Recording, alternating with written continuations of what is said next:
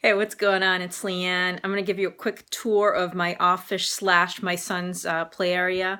That's my computer right there, or my two computers right there, my mic, my money tree, I guess it's called, my printer. This is a painting that actually my uncle painted for me. He's in Israel. Here's the window to the backyard. Super bright right now, so you can't see outside, which is probably good because on that shelf under the window, oh, right there's a diaper. Um, and just a little view of here's the toy section, right? Basketball hoop and all my books and stuff. So anyway, yeah, what do you like? What kind of background do you want? Kids background, business background? Let's do business background. Here we go. That's cool. Now I have notes in my hand and I'm going to look at them. So if I look this way, I'm looking at my notes because what I'm going to do right now is I'm going to tell you two stories, okay?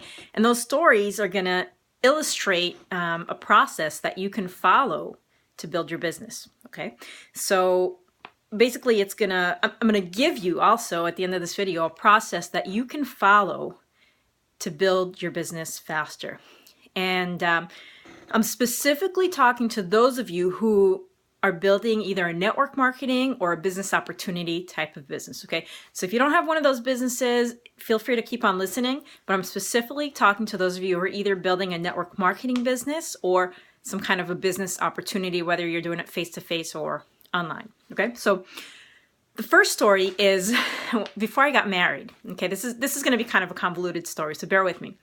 So before I got married, I don't know if you saw the picture of my wife or so. There we go. So there's my wife, me, and my son. Okay, so here, let's go back to the business background. There we go. So before we got married, and this is when I was like, I don't know, 25 or whatever. I don't remember how old I was, or I think we were thinking about getting married. I wasn't getting married yet because I can't like calculate now how old I was when I got married. But anyway, I asked my wife, because she's from the Philippines, and I asked her if she was here legally. No. And she's like, yeah, of course. And I think at the time she like couldn't find her passport or something. I was like, are you legal? And the reason I asked that, though, is probably like not the thing you want to ask your spouse before you get married. But the reason I asked that is because I had found out just a few months before that when I moved to the US, I was actually illegal. So it was like fresh in my mind. And it turns out that when my parents moved to New York from Israel, I was actually just about to turn 8 years old. I turned 8 in New York.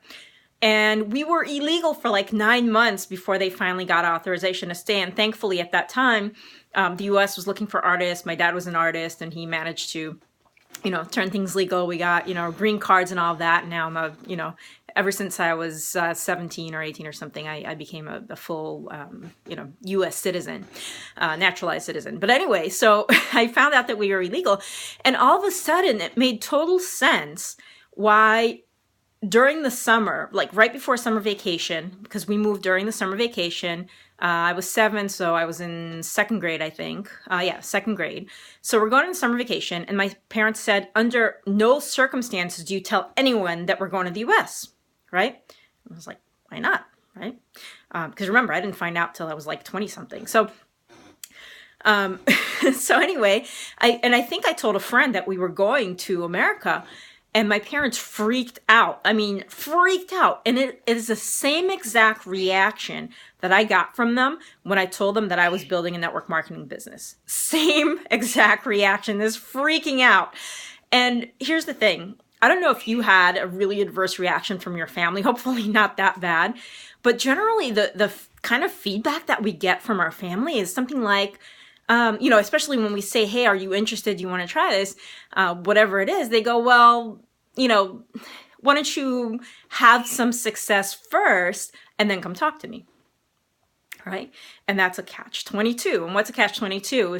If you haven't read that book, I don't recommend it. I actually read a few pages of it. The only reason I know about catch-22 is my sister was forced to read it in high school, and she gave me the summary. And here's the summary.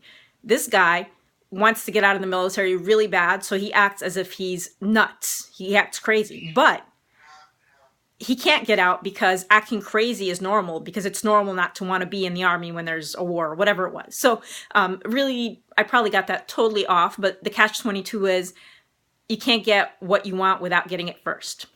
Okay, so all of a sudden, you're talking to friends and family, and you're talking to strangers even, right? You're prospecting, and people are going, well, come talk to me when you have some success. I want to know that this works, right? And you're like, of course it works, but I just, haven't made a sale yet. And they're like, okay, great, right? So you're stuck in a catch-22, right? So that's story number one, all right? And I'm going to go to story number two, and then I'm going to tell you how this story is going to actually make you successful, okay? So next story is actually your own story, and it's this telephone game that most of us have played at some point in our lives. Usually it was forced upon us by some sort of a teacher who wanted to teach us a lesson about communication, right? And here's what it is. A group of people, probably all the students in your class, are sitting down and in a circle, and the first person gets this like 2 or 3 sentences to whisper to the next person, to whisper in the next person's ear. So they whisper it, right? And then that person whispers what they heard to the next person. That person whispers what they heard to the next person. And I'm sure you can recall your first experience and maybe a few others with this telephone game. And of course, what happens is the last person gets up and says, here's what I heard. And it's like drastically different from the original. There's words missing. There's extra words put in. Some words have been changed. Sometimes the meaning is completely flipped. A positive becomes a negative and so on. Why does that happen? Well, because we suck at memorizing stuff. We interpret things. We hear something and we interpret it as one thing. Someone else would have interpreted it differently. We say our interpretation. That person interprets it differently, and so on. Okay. So remembering that experience, and remembering this experience that most of us in this arena have had of, hey, when you have some success, I'll join your business, right? Which is like catch-22. Here's the deal. When I first started, I had that all the time. It was like, and my parents forget it. They were like, out of the question. But friends, etc. Hey, when you have success, let me know and I'll join you. Just show me that you're successful first. And here's the fallacy is that your success is irrelevant. Okay, your success is irrelevant because the opportunity is there. For example, I'm sure, unless you're in a brand new company, and if you are in a brand new company, it's probably started by people who've had some experience, right? Most companies have had success stories of people who took the products and took the services and took the compensation plan and created millions or created 6 figures or created a job replacement income with it, right? So the real issue is not whether you can be successful for other people to join, right? The real question is, if given the right tools and the right training and the right products, can this person that you're prospecting become a success, right? Because only, 1 out of 100 people really do something amazing, right? So the question is not whether you can have the success, it's whether they do. Now, here's how the telephone fallacy works. You start having success, okay? You start having success. And now you say, okay, well, now I have some success. So I'm going to go back to those people and I'm going to say, look, I've made this money. Let me show you what I did. Big mistake. Big mistake. And here's why. Telephone game. You succeeded because you listened to someone who had a lot more success than you. And as you start passing down the lessons, you're going to leave out words. You're going to change the meaning of some things. You're going to only give what worked for you and leave out a good percentage of the stuff that could work for someone else. So what you really want to do when you're building a business is point people to a system that works. Point people to a system that works and let them follow the system. Let them follow the training that you follow. Don't train them. Don't take extra time. Don't do that. Just point them to a system. Now, what if the company you're in does not have that system or your team does not have a system? Here's where my initial promise comes in.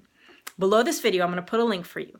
And I want you to go in and click on that link. You're going to get to an opt-in form. Okay, what that means is it's a form that asks for your email address.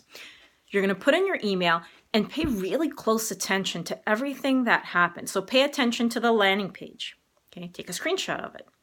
Pay attention to the video that you see after that. Okay, listen to it, see how the message is given. Okay, see how the sales process works. Look at everything on the page. Put in your information, go on. I'm going to find a link that I'm going to find a link that makes it like $1 or $7 or whatever I can do to make it cheap for you. But go ahead and pay that $1, $7. The only reason I don't want you to pay for it is if you like can't pay the bills right now. Okay, so like if you're seriously struggling, if you're about to get kicked out of your house or something, or if you pay that $7, you can't feed your kids, don't pay for it. But everyone else, it's like a friggin', huge frothy, sugary latte or whatever that you get at Starbucks, right? Definitely worth the learning. So plug your information in, pay the $7, put your credit card in, it's refundable anyway, and watch the process. And what you're gonna get to is a set of these 8 core commitment videos. And I want you to watch those videos. Actually go through, they're pretty short. They're like, I don't know, 10, 15 minutes a piece. Some are shorter, some are longer. Go through and watch them. And this is a proven process that has created more than 13 millionaires. The simple process that I'm sharing with you. So click the link, pay really close attention, take screenshots, do whatever you got to do. And this is a process that you can use in your business. Hope you enjoyed those stories, and I'll see you at the link below. Bye-bye.